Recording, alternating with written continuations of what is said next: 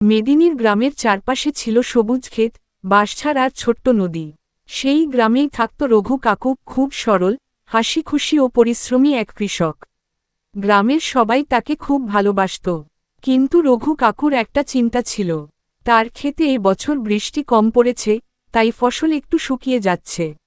রঘু কাকু ভাবল, যদি আমার গাছগুলো কথা বলতে পারত, তাহলে বুঝতাম তাদের কি দরকার। একদিন সকালে রঘু কাকু মাঠে গেল। হঠাৎ সে দেখল, তার পুরনো কাকতারুয়া নড়ছে। টুপ করে কাকতারুয়া কথা বলল, আমি বুদ্ধু কাকু, জাদুর কাকতারুয়া। তুমি এত মন দিয়ে ক্ষেতকে ভালোবাসো, তাই আমি জীবিত হলাম। রঘু কাকু অবাক, সে বিশ্বাস করতে পারছে না।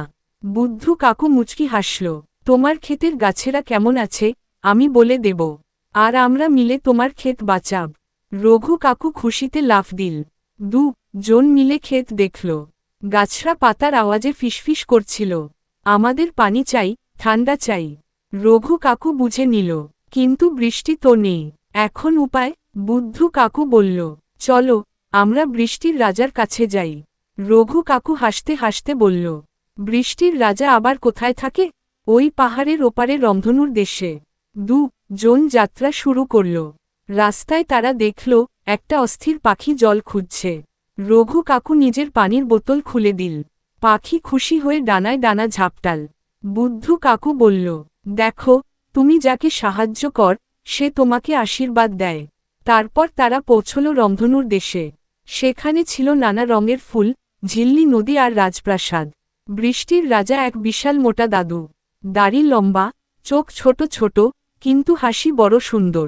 তিনি জিজ্ঞেস করলেন, তোমরা এখানে কেন? রঘু কাকু হাত জোর করে বলল, আমার গাছ শুকিয়ে যাচ্ছে, দয়া করে একটু বৃষ্টি দিন। বৃষ্টির রাজা একটু ভাবলেন, তারপর বললেন, ভালো কথা, কিন্তু তুমি কি তোমার জমির প্রাণীদের যত্ন করো? রঘু কাকু মাথা নাড়াল, হ্যাঁ রাজামশাই, আমি পাখিদের খেতে ডাকি, গরুগুলোকে দেখি, আর গাছদের সন্তান মনে করি। রাজা হাসলেন, তোমার মন ভালো, তাই তুমি আমার বৃষ্টি পাবেই। রাজা মেঘের ডুগডুগি বাজালেন, ঝুমঝুম করে বৃষ্টি নামল। বুদ্ধু কাকু আর রঘু কাকু ফিরে এল। খেতে পৌঁছে দেখে, লতাগাছ নাচছে, ধান গাইছে, ফুলেরা বলছে, ধন্যবাদ রঘু কাকু। রঘু কাকুর চোখ ভিজে গেল খুশিতে। কিন্তু হঠাৎ বুদ্ধু কাকু বলল, আমার সময় হলো, আমি আবার কাঠের কাকতারুয়া হয়ে যাব। তবে মনে রেখো, প্রকৃতি তোমার বন্ধু, তাকে ভালোবাসলে সে তোমাকে ভালোবাসবে। চোখের সামনে সে আবার স্থির কাঠের পুতুল হয়ে গেল। পরের দিন গ্রামের সব শিশুরা হাসতে হাসতে ক্ষেত দেখতে এল। তারা বলল, রঘু কাকু, আপনার ক্ষেত জাদুতে বেঁচে গেছে। রঘু কাকু হেসে বলল, জাদু জাদু আছে সবাইর হৃদয়ে।